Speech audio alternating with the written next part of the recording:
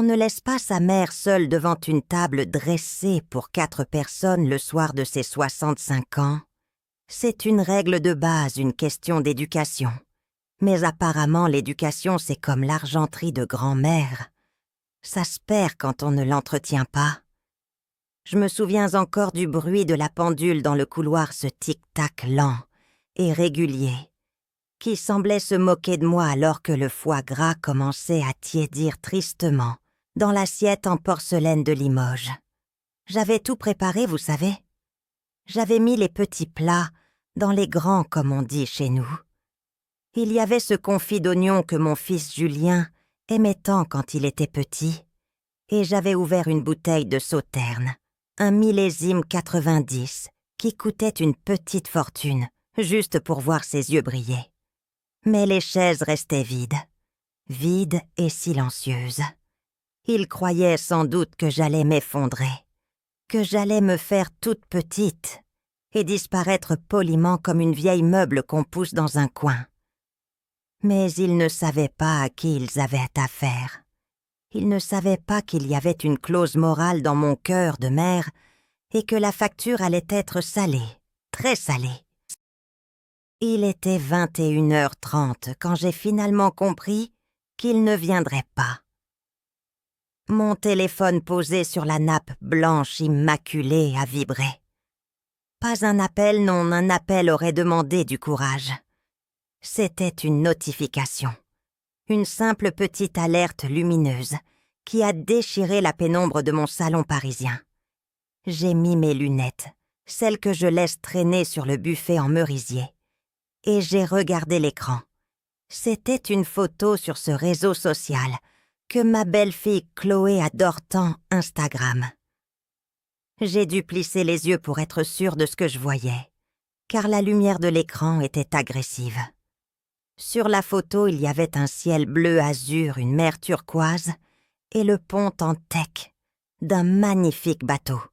Et au premier plan, il y avait eux, mon fils Julien, avec un verre à la main, et ce sourire un peu niais qu'il a quand il essaie de plaire à sa femme.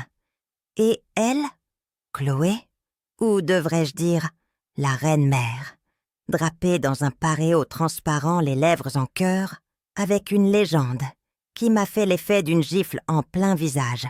Kingi bat ngo dan cho nung nguo yeo tuong nhat. La vie en rose.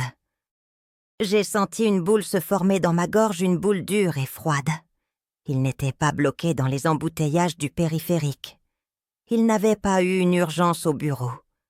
Non, ils étaient à Saint-Tropez, à 800 kilomètres de ma solitude. Elle avait emmené mon fils et mon petit-fils se pavaner sur la côte d'Azur, le jour même de mon anniversaire, sans même prendre la peine de me prévenir. J'ai reposé le téléphone doucement, sans le jeter car je ne casse jamais rien sous le coup de la colère. J'ai regardé mon reflet dans le miroir au-dessus de la cheminée. J'ai vu une femme de 65 ans, coiffée, maquillée, portant sa plus belle robe bleu nuit, qui venait de se faire humilier publiquement par celle qui prétendait être sa famille. « Très bien », ai-je murmuré en me levant, lissant un pli imaginaire sur ma jupe. « Très bien, ma fille. Tu veux jouer à la vie en rose. Nous allons voir si le rose te va si bien au teint quand tu auras le dos au mur. » J'ai débarrassé la table assiette par assiette, sans verser une seule larme. J'ai filmé le foie gras intact, avec du papier alimentaire, et j'ai rebouché la bouteille de vin. Le gaspillage est un péché, disait ma propre mère, et je n'allais pas commencer à pécher pour eux. La nuit a été longue. J'entendais la pluie battre contre les vitres de mon appartement du 16e arrondissement, et je n'ai pas fermé l'œil. Je repensais à tous les signes, à toutes les petites piques, aux regards en coin que ma belle-fille Chloé me lançait lors des déjeuners du dimanche, quand elle critiquait mon rôti trop cuit ou ma décoration vieillotte. J'avais toujours pris sur moi pour la paix des ménages pour Julien. Mais cette photo, cette arrogance affichée aux yeux du monde, c'était la goutte de trop. Le vase ne débordait pas, il venait d'exploser. Le lendemain matin, alors que je buvais mon café noir fort et sans sucre comme je l'aime, on a sonné à la porte. Il était 9 heures. Mon cœur a fait un bond ridicule. Une part de moi, cette part de mère naïve, qui ne meurt jamais vraiment, a espéré que c'était Julien, qu'il était revenu, qu'il avait réalisé son erreur, qu'il venait s'excuser avec un bouquet de pivoine. J'ai ajusté mon gilet en cachemire et je suis allée ouvrir. Mais ce n'était pas mon fils. Sur le palier, il y avait un homme que je n'avais jamais vu. Il était grand, un peu mal rasé, avec un blouson en cuir usé qui jurait avec le standing de l'immeuble. Il tenait une enveloppe Kraft épaisse à la main. Il m'a regardée, avec une sorte de gêne, puis il a jeté un coup d'œil au numéro sur la porte. « Madame Solange ?» a-t-il demandé d'une voix grave un peu rauque. J'ai hoché la tête méfiante en gardant la main sur la poignée de la porte, prête à la refermer. On entend tellement d'histoires sur les faux démarcheurs qui agressent les dames seules. « C'est moi !» ai-je répondu sèchement. « Je n'achète rien, monsieur, et je n'ai besoin de aucune rénovation. » Il a esquissé un sourire triste, un sourire qui n'atteignait pas ses yeux cernés. « Je ne vends rien, madame, » a-t-il dit en tendant l'enveloppe vers moi. « Je m'appelle Lucas, et je crois que nous avons tous les deux un sérieux problème avec la femme qui se fait appeler Chloé. » J'ai senti un frisson glacé parcourir mon échine. Ce n'était pas de la peur, c'était de l'intuition. Cette petite voix qui vous dit que votre vie, telle que vous la connaissiez, vient de basculer. J'ai regardé l'enveloppe, puis j'ai regardé cet homme Lucas. Il y avait dans son regard une détresse que je ne connaissais que trop bien. C'était le regard de quelqu'un qui a été jeté, oublié, trahi. J'ai ouvert la porte en grand. « Entrez », ai-je dit simplement. « Le café est encore chaud. » Je n'ai pas voulu le recevoir à la maison. Les murs de mon appartement avaient trop entendu mes soupirs la veille, et je ne voulais pas que mon fils Julien sente l'odeur de ma détresse. J'ai choisi un petit café discret, près de son bureau. Un endroit où l'on sert le café dans de vraies tasses en porcelaine et où les banquettes en velours rouge absorbent les secrets. Il est arrivé avec 10 minutes de retard, l'air coupable, un bouquet de fleurs mal emballées à la main. C'était des lys, je déteste les lys, ça sent l'église, et les enterrements, mais je n'ai rien dit. Il avait les traits tirés, sans doute le décalage entre la fête sur le bateau et la réalité du lundi matin parisien. « Maman, pour hier, je suis vraiment désolée. » a-t-il commencé en s'asseyant fuyant mon regard. C'était une surprise de Chloé, je ne pouvais pas refuser, tu sais comment elle est, quand elle organise quelque chose. J'ai levé la main doucement pour l'interrompre. Je n'avais pas besoin d'entendre ses excuses bredouillées. Elles sonnaient faux non pas parce qu'il mentait, mais parce qu'il était manipulé. J'ai posé ma main sur la sienne, celle qui triturait nerveusement la petite cuillère. « Tais-toi, Julien, » ai-je dit calmement. « Bois ton café. Nous avons des choses bien plus graves à discuter que mon anniversaire raté. » Il a froncé les sourcils surpris par le ton de ma voix. Il n'avait pas l'habitude de me voir si froide, si directe. D'habitude, je suis celle qui arrondit les angles, qui met de l'huile dans les rouages. J'ai sorti de mon sac à main en cuir l'enveloppe Kraft que Lucas, cet homme brisé, rencontré la veille, m'avait laissée. Je l'ai posée sur la table en marbre, entre nos 2 tasses fumantes. Elle semblait peser une tonne. « Oh, ouvre ça !» ai-je ordonné en fixant ses yeux. Il a hésité puis a pris l'enveloppe. Il a sorti les documents un par un. Au début, son visage exprimait l'incompréhension. Il lisait les noms, les dates, les lieux. Marseille, une certaine Magali, des condamnations pour escroquerie, des mariages annulés. « C'est quoi ça, maman ?» a-t-il demandé d'une voix blanche. « C'est qui cette Magali ?»« Regarde la photo, Julien. » ai-je répondu en pointant le document du doigt. Il a regardé. C'était une photo d'identité judiciaire un peu floue datant d'il y a 10 ans. La femme avait les cheveux bruns, et non blonds, pas de maquillage, l'air dur.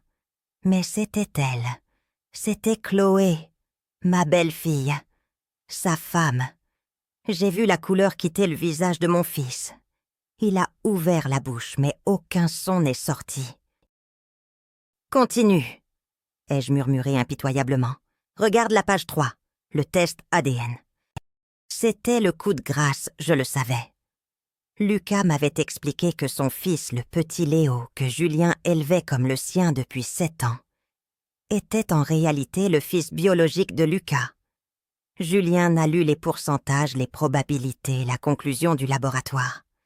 Ses mains se sont mises à trembler si fort que la feuille de papier a fait un bruit de crécelle. « Ce n'est pas possible », a-t-il soufflé, les larmes montant aux yeux. « Léo, c'est mon fils. Je l'ai vu naître. Enfin, presque. » « Elle t'a menti, Julien. Surtout. Depuis le premier jour. » Ai-je tranché sans flancher.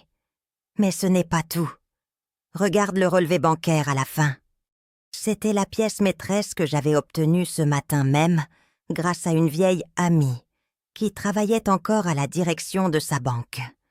Julien a tourné la page. Il a vu la ligne.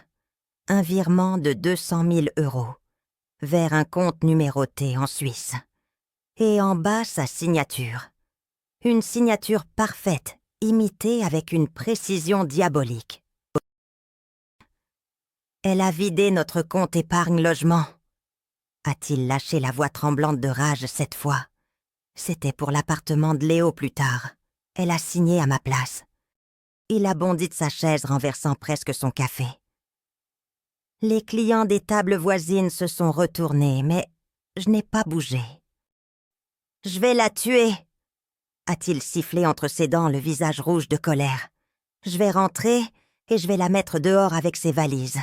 Je vais appeler la police maintenant. » Il a saisi son téléphone, prêt à commettre l'irréparable, prêt à exploser en plein vol et à lui donner l'occasion de jouer les victimes, de dire qu'il était fou violent. J'ai attrapé son poignet avec une force que je ne me soupçonnais pas. « Assieds-toi, Julien », ai-je commandé d'une voix d'acier. Il m'a regardé, choqué, et s'est rassis lentement. « Tu ne vas rien dire », ai-je continué en le fixant droit dans les yeux. « Tu ne vas pas crier, tu ne vas pas pleurer devant elle. Si tu la mets dehors maintenant, elle partira avec l'argent, et elle racontera à tout Paris que tu es un monstre. Elle a sûrement déjà préparé sa sortie. »« Oh, alors quoi ?» a-t-il pleuré, la tête dans les mains. « Je dois faire semblant, maman, elle m'a tout pris. Elle m'a volé ma vie. » J'ai bu une gorgée de mon café froid. Il avait un goût amer, mais il me donnait de la force. « Elle a cru que j'étais une vieille femme inoffensive. » ai-je dit doucement. « Elle a cru que tu étais un idiot aveuglé par l'amour. Nous allons lui prouver le contraire. Tu ne vas pas divorcer aujourd'hui. Tu vas rentrer ce soir, tu vas l'embrasser, et tu vas lui sourire. »« Je ne pourrai pas, » a-t-il gémi. « Tu pourras, » ai-je répliqué en lui tendant un mouchoir en tissu brodé. « Parce que je vais t'aider. Elle nous a humiliés, Julien. Elle m'a traité comme une quantité négligeable. Nous allons transformer son rêve de princesse en cauchemar public. Mais pour ça, il faut qu'elle se sente en sécurité. Il faut qu'elle croie qu'elle a gagné. » Je me suis penchée vers lui complice, comme si nous préparions un mauvais coup d'écolier, sauf que l'enjeu était notre honneur. « Écoute-moi bien, mon fils. La vengeance est un plat qui se mange froid, et crois-moi, je vais lui servir un banquet glacé. » Il a fallu que je le coache un peu, mon Julien. Ce n'est pas un menteur de nature, c'est un garçon droit le genre, qui ramenait la monnaie du pain au centime près quand il était gosse. Alors pour lui apprendre à regarder sa femme dans les yeux et à lui servir le plus gros mensonge de sa carrière, on a dû répéter. Je lui ai dit « Pense à Léo, pense à ton compte vidé, pense à elle sur ce bateau en train de rire de nous. Quand il a franchi le seuil de leur appartement ce soir-là, il était prêt. Il portait son costume de travail un peu froissé, la cravate dénouée, l'image parfaite de l'homme d'affaires, épuisé, mais triomphant. Ma belle-fille Chloé était affalée sur le canapé en train de scroller sur son téléphone, probablement en train de liker les commentaires élogieux sur ses photos de vacances volées. Elle a à peine levé les yeux quand il est entré. « Tu rentres tard », a-t-elle lancé sans bouger d'un ton qui reprochait plus qu'il n'accueillait.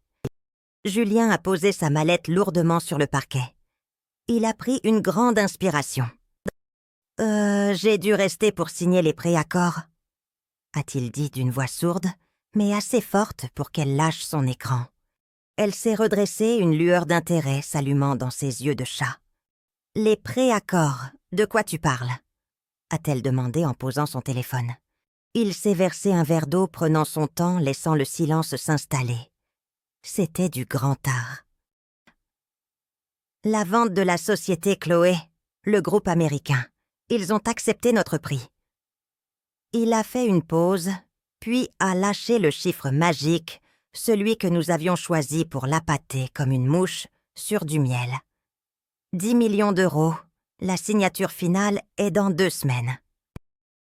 J'aurais aimé voir son visage à cet instant précis. Julien m'a raconté qu'elle s'est figée, comme si elle avait reçu une décharge électrique. En 1 seconde, la femme distante et dédaigneuse a disparu. Elle s'est levée d'un bond, s'est précipitée vers lui et l'a entouré de ses bras manucurés l'embrassant, comme si elle venait de retrouver un amour perdu en mer. « 10 millions !» a-t-elle crié hystérique de joie. « Mon amour, je savais que tu étais un génie. C'est effrayant quand on y pense à quel point l'argent peut changer la chimie d'un corps. » Elle ne voyait plus son mari. Elle voyait un carnet de chèques géant. Mais Julien ne s'est pas arrêté là. Il devait planter le dernier clou, celui qui allait sceller son destin. Il l'a repoussée doucement, juste assez pour la regarder dans les yeux, avec une tendresse feinte qui me rendait fière de lui. « Je veux qu'on fête ça, Chloé », a-t-il murmuré en lui caressant la joue. « Je sais que je n'ai pas été très présent ces derniers temps. Je veux me faire pardonner. Pour l'anniversaire de maman que j'ai raté pour tout. Je veux qu'on organise une grande fête. » « Une fête ?» a-t-elle répété, les yeux brillants. « Mieux que ça ?» a-t-il renchéri. « Un renouvellement de vœux, une cérémonie grandiose. Je veux louer le château de Montvillargennes, inviter tout le monde. Je veux que tu sois la reine de la soirée. Je veux que tout Paris sache à quel point je t'aime et à quel point nous avons réussi. » La vanité est un péché capital, et Chloé s'y était noyée la tête la première. L'idée d'être au centre de l'attention dans un château, avec une fortune à venir, c'était trop tentant pour une petite escroc de province. Elle n'a pas posé une seule question sur les détails techniques de la vente. Elle n'a pas demandé à voir les papiers. Elle a vu la lumière et elle a couru vers elle. « Oh oui, Julien !» a-t-elle exulté. « On invitera les Daubigny et même cette peste de Sophie qui se croit tout permis avec son mari banquier.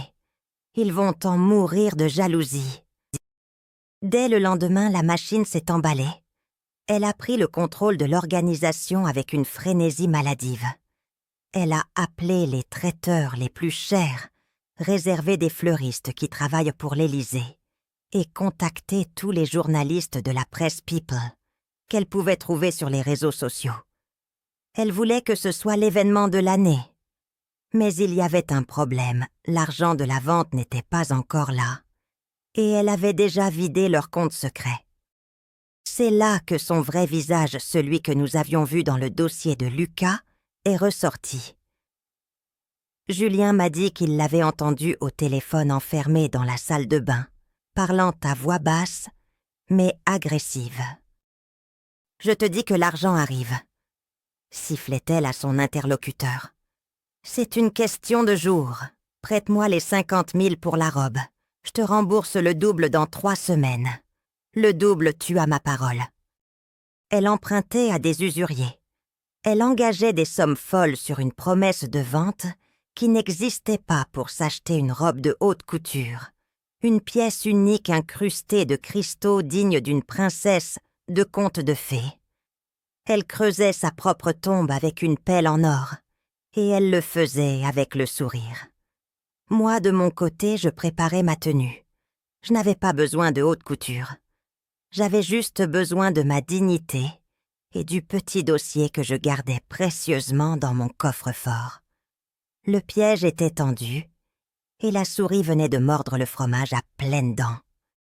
Le château de Montvillargennes n'avait jamais paru aussi intimidant ni aussi artificiel. Il trônait au milieu de son parc comme une énorme pièce montée en pierre, illuminée par des projecteurs violets et dorés, que ma belle-fille Chloé avait fait installer pour l'ambiance. C'était un spectacle digne de Versailles, mais sans l'âme et sans l'histoire. À l'intérieur, la grande salle de bal étouffait sous les fleurs. Il y avait des roses blanches, partout des milliers d'euros de pétales, qui finiraient à la poubelle le lendemain matin. Une tour de coupe de champagne haute de près de 2 mètres menaçait de s'effondrer au moindre courant d'air scintillant, sous les lustres en cristal. Tout cela sentait l'argent frais, l'ostentation et le mensonge. Je me tenais près d'une colonne, un verre de jus d'orange à la main, observant la faune parisienne que Chloé avait rassemblée. Il y avait là des femmes au visage trop tiré par la chirurgie des hommes, en smoking, qui parlaient le point de leurs investissements, et des journalistes mondains, qui prenaient pour des notes sur leur téléphone. Et au milieu de ce cirque, il y avait elle, Chloé. Elle portait cette fameuse robe, une création insensée, incrustée de perles, qui attrapait la lumière à chaque mouvement. Elle circulait entre les invités comme une reine en visite dans ses provinces, riant trop fort la tête rejetée en arrière, une coupe de champagne soudée à sa main baguée. Elle rayonnait de cette assurance vulgaire que donne la certitude d'être riche. Elle a fini par me repérer dans mon coin. Elle s'est approchée de moi non pas pour prendre de mes nouvelles, mais pour vérifier que je ne faisais pas tache dans le décor. Elle a posé sa main sur mon épaule, une étreinte qui ressemblait plus à une pince. « Essayez de sourire un peu, Solange », a-t-elle chuchoté avec un sourire glacé qui ne montrait que ses dents. « C'est le plus beau jour de la vie de votre fils. Ne gâchez pas les photos avec votre tête d'enterrement. » J'ai senti la colère monter chaude et piquante, mais je l'ai avalée comme une gorgée de vinaigre. J'ai ajusté mon châle. « Je ne voudrais surtout pas vous faire de l'ombre, ma chère. » ai-je répondu doucement, en baissant les yeux. Elle a eu un petit rire satisfait, pensant m'avoir remise à ma place, et elle est repartie vers un groupe de banquiers, faisant virevolter sa traîne hors de prix. Elle ne voyait pas le précipice devant ses pieds. L'heure du discours est arrivée. La musique s'est tue. Les lumières se sont tamisées, ne laissant qu'un faisceau blanc braqué sur la petite estrade, au fond de la salle. Un immense écran blanc est descendu du plafond dans un bourdonnement motorisé. Tout le monde a applaudi. Julien est monté sur scène. Il était impeccable dans son smoking noir, mais je voyais moi sa mère la tension dans sa mâchoire et la façon dont ses mains serraient le micro comme une bouée de sauvetage. Chloé l'a rejoint se collant à lui, prenant la pose pour les photographes, le visage irradiant de triomphe. « Bonsoir à tous », a commencé Julien, sa voix résonnant un peu trop fort dans le silence soudain. « Merci d'être venu célébrer notre amour. » Il a marqué une pause. Chloé l'a regardé avec adoration, attendant l'annonce des 10 millions, attendant la consécration. Julien a pris une grande inspiration et son regard a croisé le mien, au fond de la salle. J'ai hoché la tête imperceptiblement, Vas-y, mon fils. Ce soir, a-t-il repris d'une voix plus ferme, je voulais vous montrer une vidéo. Une vidéo qui retrace l'histoire de la femme qui a changé ma vie. Je voulais que vous voyiez tous qui est réellement Chloé. Chloé a porté la main à son cœur ému, s'attendant à un montage romantique de leurs vacances, de leur sourire, de leur bonheur de façade. Julien a fait un signe au technicien en régie. « Regardez bien l'écran !» a-t-il dit sèchement en s'écartant d'un pas. L'écran s'est allumé. Mais ce n'était pas une plage de sable fin. Ce n'était pas une photo de mariage. C'était un document administratif scanné en haute résolution. Une fiche de police. En haut à gauche, une photo d'identité judiciaire, une femme brune, le visage dur sans maquillage. En dessous, un nom en lettres capitales Magali Dupont. Et une liste de condamnations escroquerie, abus de confiance faux et usage de faux. Un murmure d'incompréhension a parcouru la salle comme une onde de choc. J'ai vu le sourire de Chloé se figer, se craqueler comme du vieux vernis. Elle a tourné la tête vers l'écran, puis vers Julien, les yeux écarquillés par la terreur. « Qu'est-ce que c'est que ça ?» a-t-elle bredouillé, sa voix montant dans les aigus. Julien coupe ça. C'est une blague. Mais l'image a changé. C'était maintenant un document de laboratoire biologique. Un test de paternité. Les noms étaient surlignés en jaune fluo Julien et Léo. Et en bas en rouge la conclusion implacable. Probabilité de paternité 0%. Le murmure est devenu une clameur. Les invités se poussaient du coude, les journalistes brandissaient leur téléphone pour filmer l'écran. Chloé a essayé d'attraper le bras de Julien, mais il l'a repoussé avec un dégoût visible. « Attends !» a-t-il dit dans le micro couvrant le bruit de la foule. « Le meilleur est pour la fin. » L'écran est devenu noir et le son a envahi la salle. C'était un enregistrement audio, clair, net, terrifiant. C'était la voix de Chloé, cette voix, que tout le monde venait d'entendre rire. Mais cette fois, elle était remplie de mépris. L'autre imbécile de Julien va bientôt vendre sa boîte. Dès que l'argent est sur le compte, je le plaque. Je prends tout. Et la vieille Solange, cette vieille peau, je la mettrai dans le mouroir le moins cher que je trouverai en banlieue. Qu'elle crève seule. La phrase a claqué dans l'air comme un coup de fouet. Un silence de mort est tombé sur le château de Montvillargennes. Un silence lourd, pesant, absolu.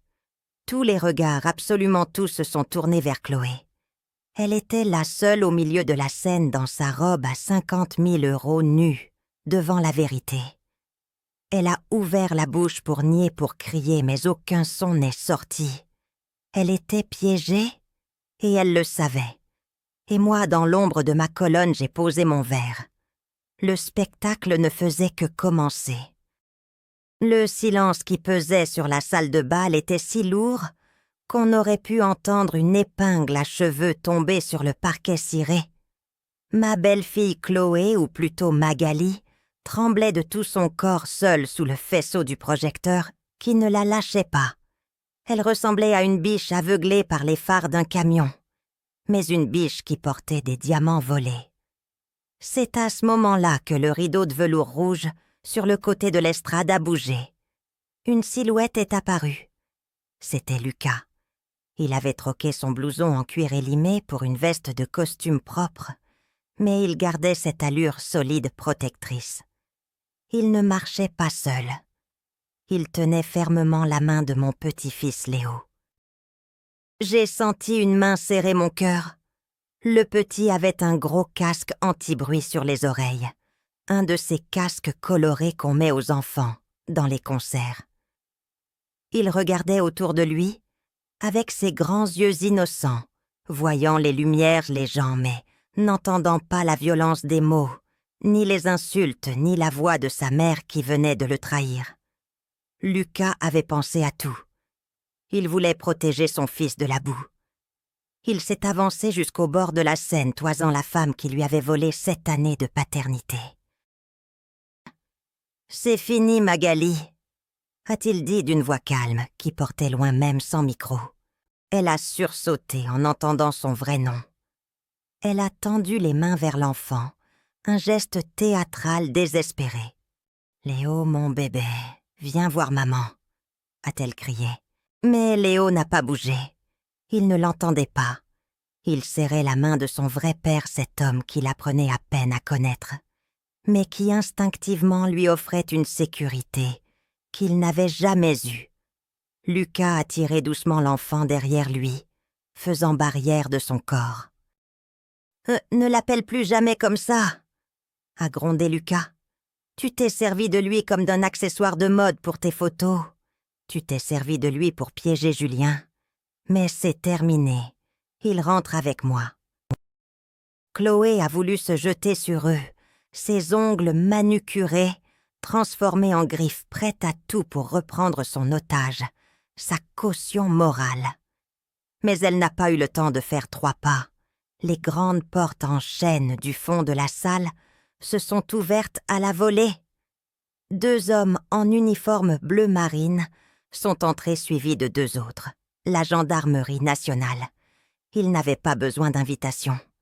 Leurs visages étaient marmés professionnels, indifférents au luxe et aux fleurs. « Madame Magali Dupont », a demandé l'officier le plus gradé en s'approchant de l'estrade. Elle s'est figée. Elle a regardé à gauche à droite, cherchant une sortie, cherchant un allié, cherchant Julien. Mais Julien lui tournait le dos, regardant le sol. « Non, je suis Chloé Vallet », a-t-elle balbutié, reculant jusqu'à buter contre la table des mariés. « Nous avons un mandat d'arrêt, madame », a continué le gendarme en montant les marches imperturbables. « Pour usage de fausses escroqueries en bande organisée et abus de faiblesse. Veuillez nous suivre. » Elle a tenté de jouer sa dernière carte, celle de la séduction et de la pitié. Elle a attrapé le revers de la veste du gendarme, ses yeux remplis de larmes de crocodile. « Mais c'est une erreur, mon mari. Mon mari vient de vendre sa société pour 10 millions. Je suis riche, je peux tout expliquer. » Le gendarme a retiré sa main avec un geste sec de dégoût. « Les menottes, s'il vous plaît », a-t-il ordonné à son collègue. Le cliquetis du métal se refermant sur ses poignets a été le son le plus satisfaisant de la soirée. Elle a hurlé. Un cri strident laid qui a fait grimacer les invités. Les journalistes, ceux-là même qu'elle avait convoqués pour célébrer sa gloire, se sont rués vers l'estrade. Les flashs crépitaient comme une tempête d'éclairs. Ils mitraillaient sa déchéance avec la même avidité qu'ils auraient photographié son triomphe. Elle était devenue une bête de foire. Les gendarmes l'ont fait descendre de l'estrade. Elle trébuchait dans sa robe trop longue, cette robe impayée qui s'accrochait partout. Il devait passer devant moi pour sortir. Je me suis avancée d'un pas sortant de l'ombre de ma colonne. J'ai barré le chemin juste 1 seconde. Les gendarmes se sont arrêtés par politesse pour une vieille dame. Elle était là devant moi, le maquillage coulant sur ses joues, les cheveux en bataille, les mains en travers. Elle me regardait avec une haine pure, une haine noire. J'ai étendu la main vers elle. Elle a eu un mouvement de recul pensant que j'allais la frapper. Mais je ne suis pas une sauvage.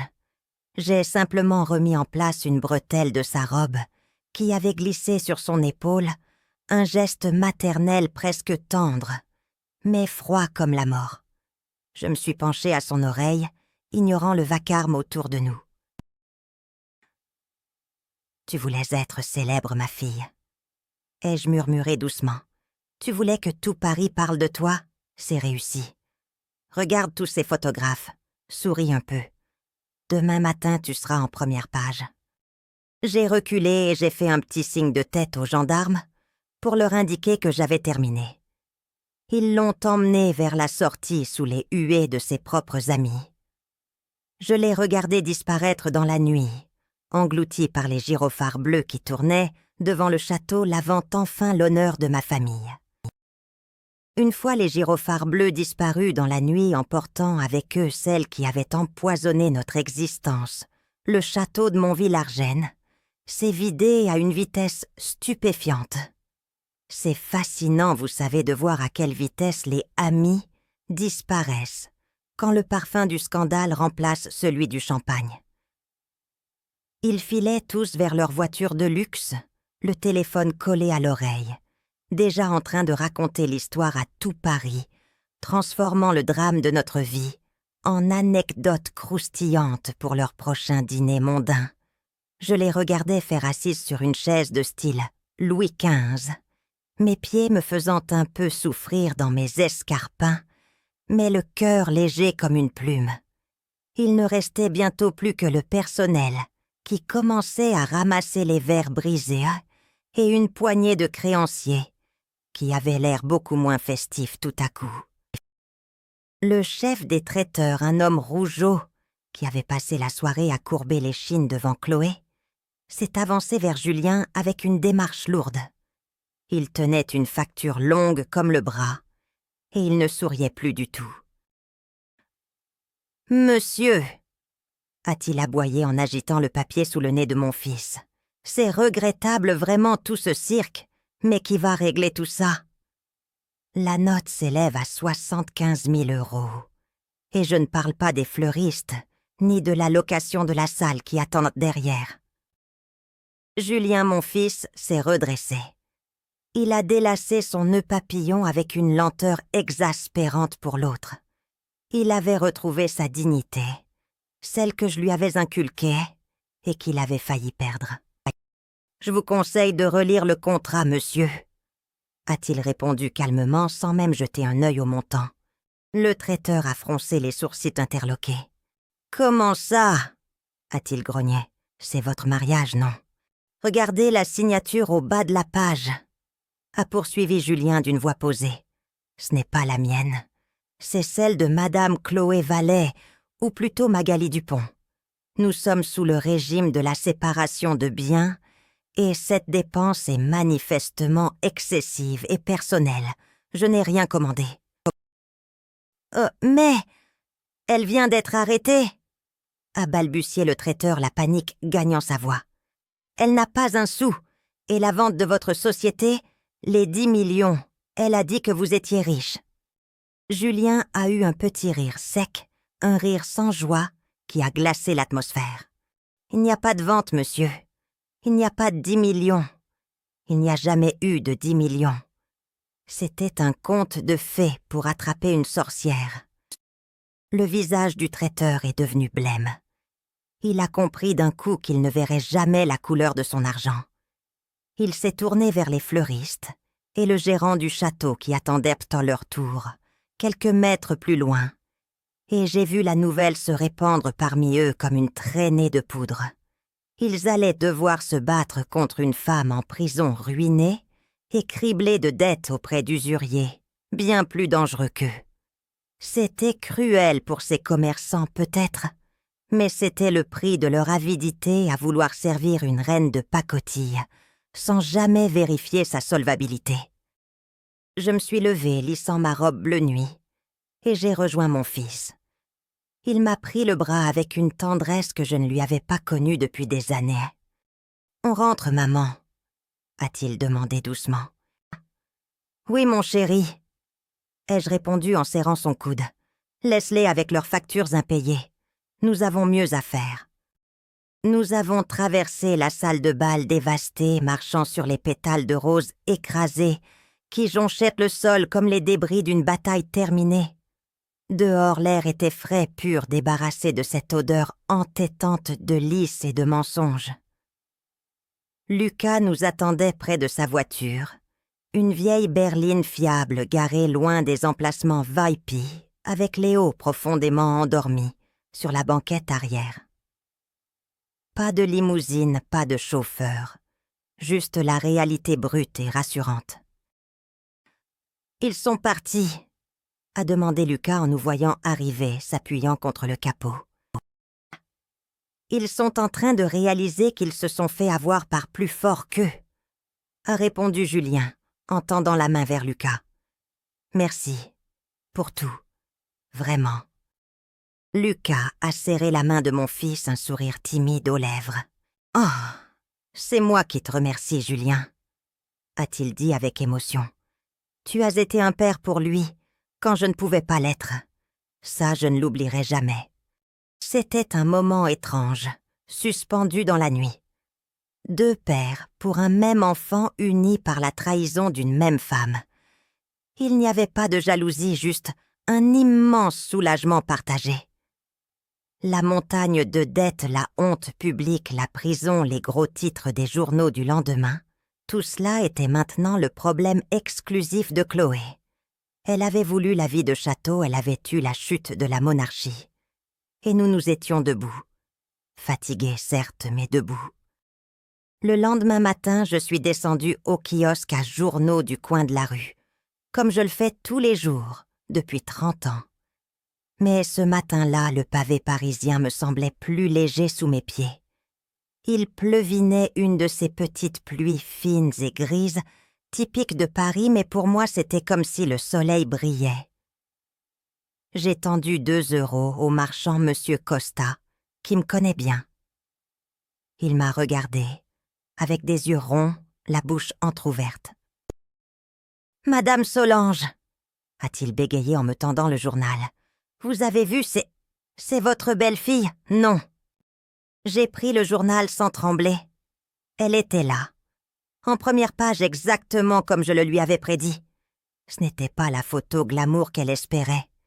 C'était une photo prise au flash la nuit devant le château, encadrée par 2 gendarmes, le visage déformé par la rage et le mascara qui coulait. Le titre était écrit en lettres énormes, noires et grasses. La princesse de l'arnaque déchue en plein bal. J'ai plié le journal soigneusement et je l'ai mis sous mon bras. « C'est une ex-belle-fille, Monsieur Costa », ai-je rectifié avec un petit sourire en coin. Une erreur de casting, dirons-nous. Gardez la monnaie. Je suis rentrée à l'appartement. Julien dormait encore. Il dormait d'un sommeil de plomb, le premier vrai sommeil réparateur qu'il avait eu depuis des mois libéré du poids du mensonge. Quand il s'est levé vers midi, les yeux encore bouffis, mais l'esprit clair, nous avons reçu la visite de notre notaire, Maître Lemoine. Un homme de la vieille école rigoureux et sans fantaisie, le genre d'homme qui avait rédigé le contrat de mariage de Julien, avec une précision chirurgicale. Nous étions assis dans le salon buvant du thé. Maître Lemoine a posé ses dossiers sur la table basse. « Vous avez eu une chance inouïe, Julien, » a-t-il dit en ajustant ses lunettes. « Grâce à la clause de séparation de biens stricte que votre mère a insisté pour inclure à l'époque, vous n'êtes redevable d'aucune de ses dettes personnelles. Ni pour le château, ni pour les robes, ni pour les emprunts qu'elle a contractés auprès de ces organismes douteux. » Julien a poussé un long soupir s'enfonçant dans le canapé. « Et pour le compte épargne ?» a-t-il demandé, la voix encore un peu inquiète. « La banque a reconnu la fraude sur la signature », a répondu le notaire, en consultant une feuille. « L'argent a été bloqué en Suisse avant qu'elle ne puisse le blanchir. Il sera rapatrié sur votre compte d'ici la fin du mois. Elle, en revanche, elle est dans une situation inextricable. » On a appris plus tard par l'intermédiaire de Lucas, qui avait des contacts, que la réalité de la prison était brutale pour Chloé ou Magali. Ses demandes de remise en liberté avaient toutes été rejetées. Le juge d'instruction ne plaisantait pas avec les récidivistes. Mais le pire pour elle n'était pas l'enfermement. C'étaient les dettes. Les usuriers à qui elle avait emprunté pour acheter sa robe et ses bijoux de location ne sont pas du genre à envoyer des lettres de rappel poli. Ils l'attendaient à la sortie, que ce soit dans 5 ans ou 10 ans. Elle avait voulu jouer dans la cour des grands sans avoir les jetons pour miser, et la banque venait de sauter. Les semaines qui ont suivi ont été consacrées au nettoyage, au sens propre comme au figuré. Lucas venait souvent à la maison. C'était étrange et beau à la fois de voir ces deux hommes, Julien et Lucas, autour du petit Léo. Il n'y avait pas de guerre d'ego. Julien avait accepté la vérité avec une noblesse qui m'émouvait aux larmes. « Tu es son père », avait-il dit à Lucas un soir alors qu'il regardait le petit dessiné sur le tapis. « Le sang, c'est le sang, mais je l'ai élevé. Je ne veux pas disparaître de sa vie. »« Tu ne disparaîtras pas », avait répondu Lucas en lui posant la main sur l'épaule. « Léo a besoin de nous deux. Je ne suis pas là pour effacer le passé, Julien. Je suis là pour construire l'avenir. On sera une équipe. » Et puis, il a fallu s'occuper de l'appartement de Julien. Il ne voulait plus y vivre, trop de mauvais souvenirs imprégnaient les murs. J'y suis allée pour l'aider à faire les cartons. Ou plutôt les sacs poubelles. J'ai ouvert le dressing de Chloé. Il débordait de vêtements de marque de chaussures, à semelles rouges de sacs à main hors de prix. Tout cela sentait son parfum, un parfum capiteux et artificiel. Je n'ai ressenti aucune nostalgie. J'ai pris les grands sacs noirs industriels que j'avais apportés. J'ai commencé à tout jeter pêle-mêle. La soie, le cachemire, le cuir. Tout. Je ne voulais rien donner aux œuvres de charité, je ne voulais pas que quelqu'un d'autre porte le mauvais œil de cette femme. J'ai rempli 10 sacs, 20 sacs.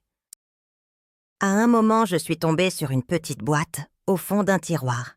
À l'intérieur, il y avait les fausses factures, les lettres d'amour qu'elle s'était envoyées à elle-même pour rendre Julien jaloux, et une photo de nous déchirée en deux. Elle avait gardé la moitié où figurait Julien et elle avait jeté la mienne.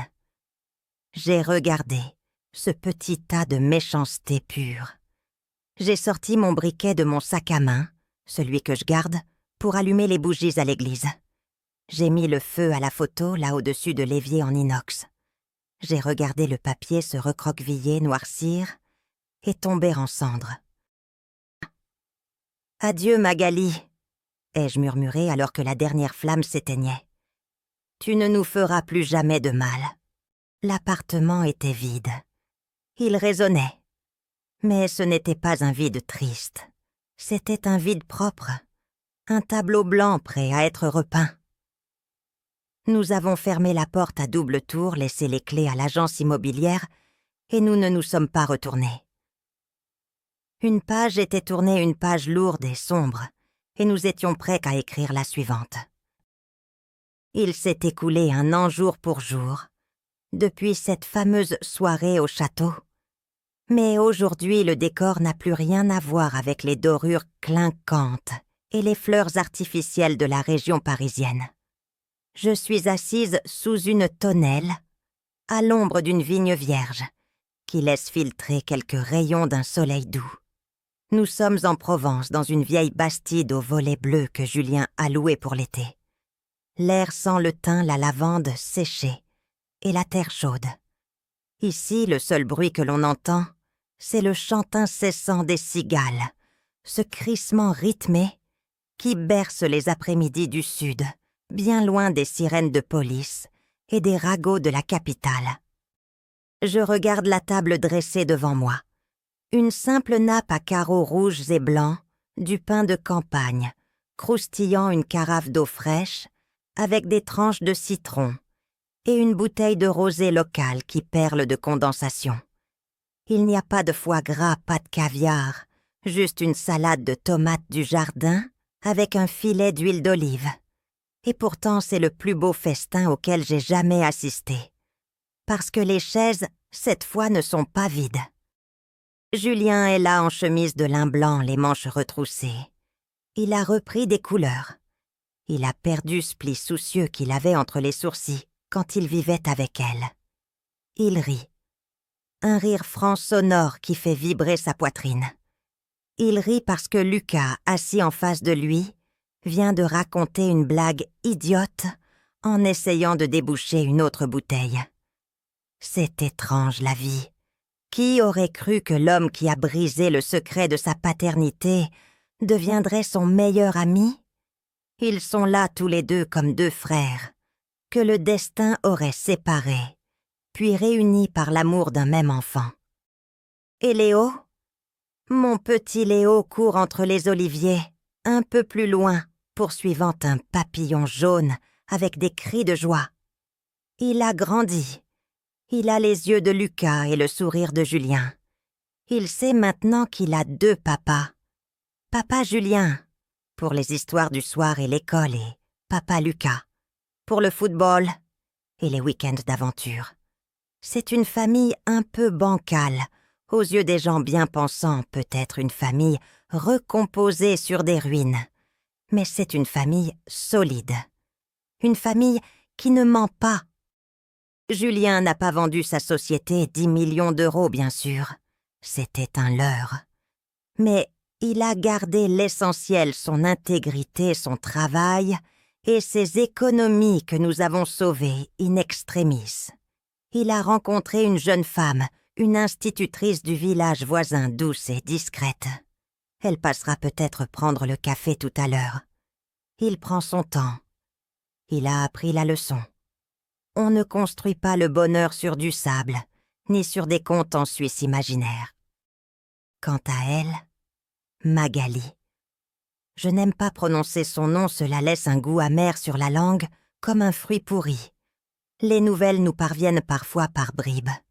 Elle est toujours incarcérée, à la prison des Baumettes à Marseille. Sa peine a été alourdie pour tentative d'évasion financière. Et dehors, ses créanciers l'attendent, avec la patience des vautours. Elle passera le reste de sa vie à payer pour cette nuit de gloire éphémère qu'elle a volée. Elle voulait que le monde entier la regarde. Eh bien, elle est seule maintenant, dans une cellule de 9 mètres carrés, avec pour seul public ses propres regrets. Julien se lève pour porter un toast. Il lève son verre vers moi puis vers Lucas. « À la vérité », dit-il simplement, les yeux brillants. « À la famille », répond Lucas en choquant son verre contre le sien. Je bois une gorgée de ce vin frais et fruité. Je ferme les yeux un instant, savourant la brise légère qui caresse mon visage. Je repense à mon anniversaire de l'an dernier, à cette table vide, à cette solitude glaciale. J'ai failli tout perdre. J'ai failli me laisser effacer. Mais une mère ne s'efface jamais. J'ai tenu bon, j'ai protégé les miens, et aujourd'hui, je récolte les fruits de cette tempête. Je pose ma main sur celle de mon fils. Il la serre fort. Tout est à sa place. La pendule peut bien tourner, le temps ne nous fait plus peur. Nous avons enfin trouvé notre vraie vie en rose.